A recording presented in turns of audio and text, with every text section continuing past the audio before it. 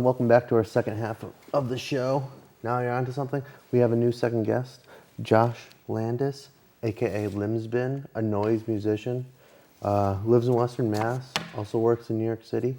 It's great to be here, Steve. All right, great to have you. You have recordings on these labels. These are labels I haven't heard of, but I'm going to say Bone Scraper, Tickled Meat, and you started a label called Follow Me Into the Laser Eye. Yeah. It's named after my email address. Is it Follow Me Into the Laser Eye? That's the one. At Gmail?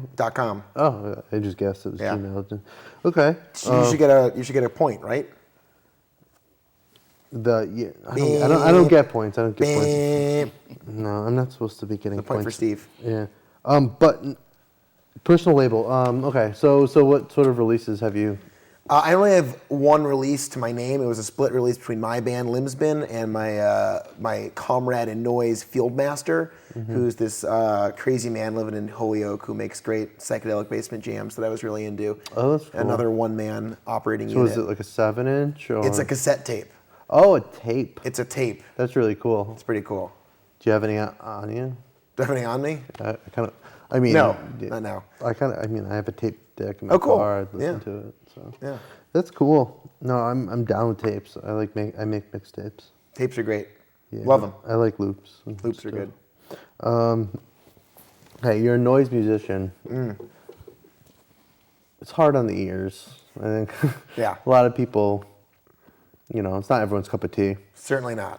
But when it comes to the musical aspect, when you think of it yourself, is it idea to hurt people's ears, or is it, or is there like music behind it? Like, what's going on there? Well, I think the idea is to treat sound like this very living, electric, like liquid thing that a lot of noise has to do with sort of industrial mistakes, like creating these weird sine waves, creating these weird pulsing noises, creating feedback, and playing with it, and trying to filter maybe a human voice or a human intention through that.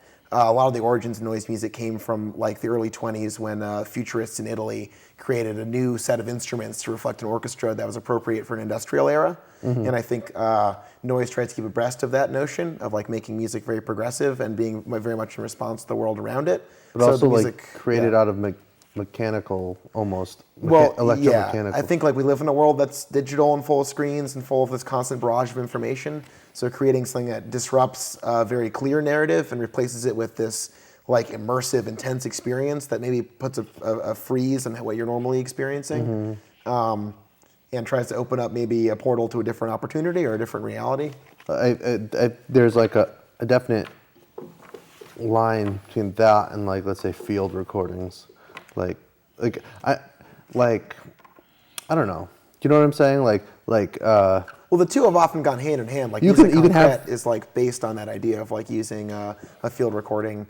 Because I think once you have a field recording, some of the ideas that get brought up are like, what does it mean to record something? What kind of device did you record it on? What does it mean to separate like a physical locality from like an actual place to this other thing? So I think field recordings ask a lot of the similar questions that noise can ask. Yeah. Almost like abstraction, mediation. Yeah, like when does it? I have a BA. Okay. Yeah. I have a BA. Cool. Well, where'd you go to school? Hampshire College. Cool. This is very interesting. My friend I went to college with, James Beethoven, did his thesis, his PhD thesis, in a Velcro room.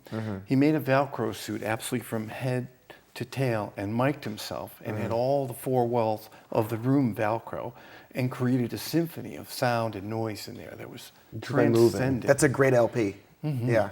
I have one in Discogs, by the way, if anyone wants to buy it. Haven't thought about that in a It's while. near mint. So.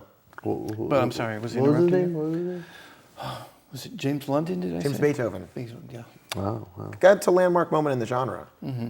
Similarly, Gregor Gordonovich, who have really made a career out of contact making concrete bricks and just dropping them into a well in rural England. And his career, it speaks to me, It's like I'm not going to just like have this pop music ladled into my mouth by the big corporations. And then you have that minimalist experience That's while so you're good. waiting for that.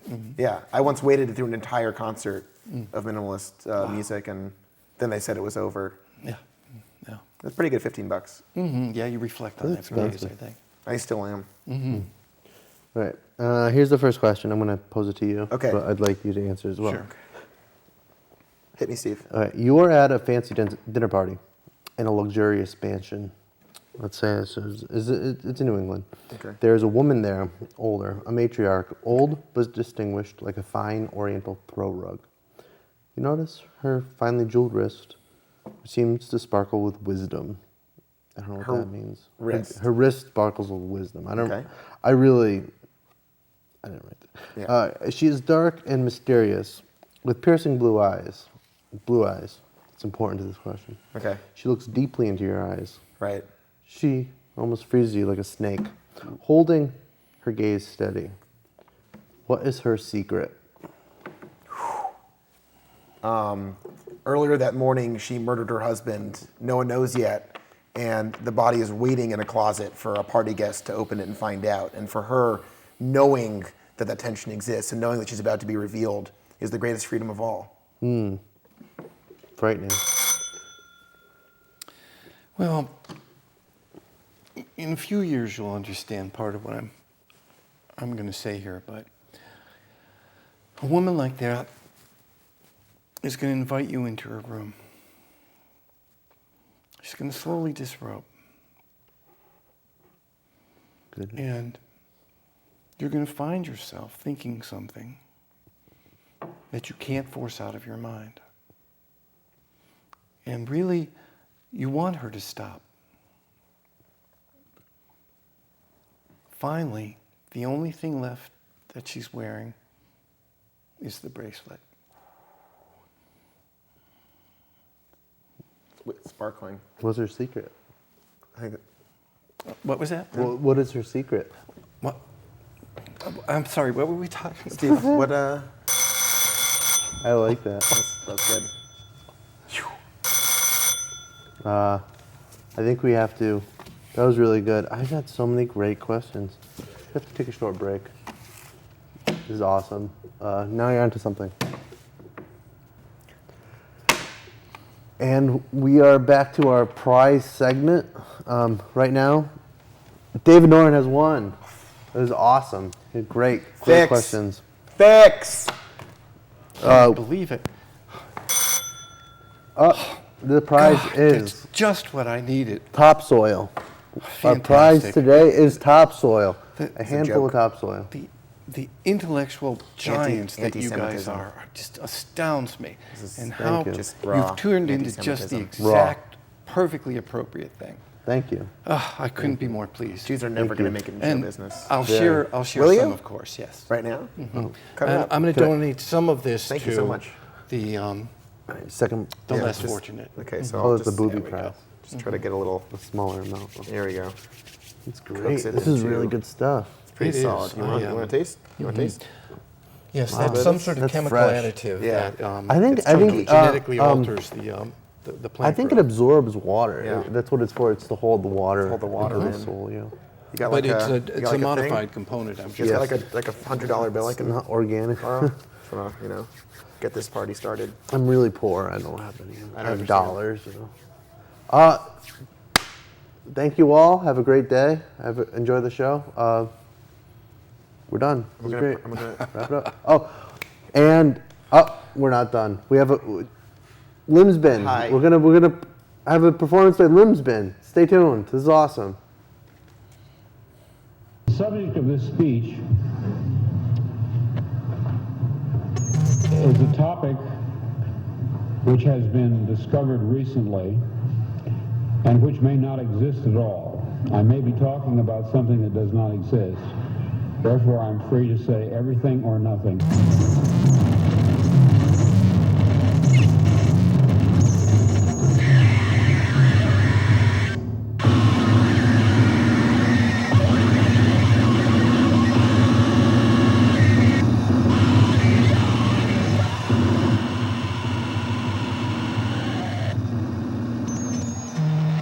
Counterfeit worlds, semi-real worlds, as well as deranged private worlds, inhabited often by just one person, while meantime the other characters either remain in their own worlds throughout or are somehow drawn into one of the peculiar ones.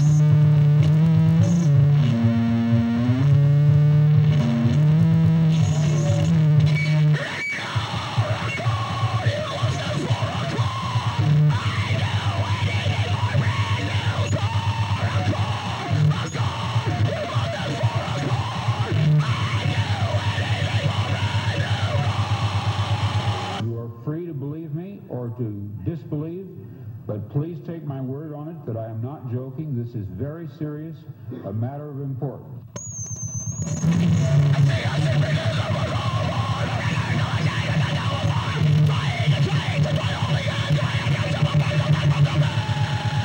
At that time, I had no idea what I was seeing.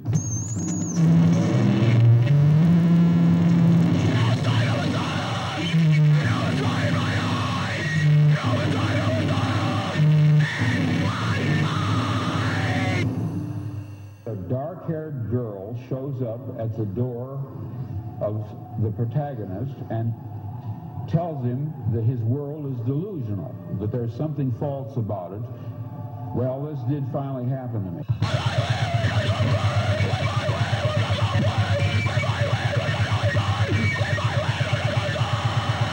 I'm going to be very candid with you.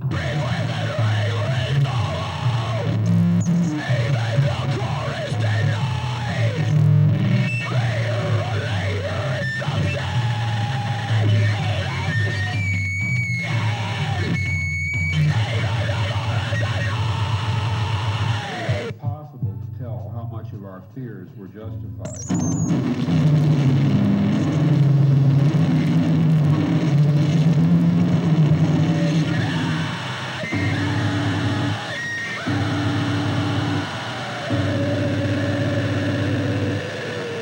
No sex, no violence, and no deep ideas.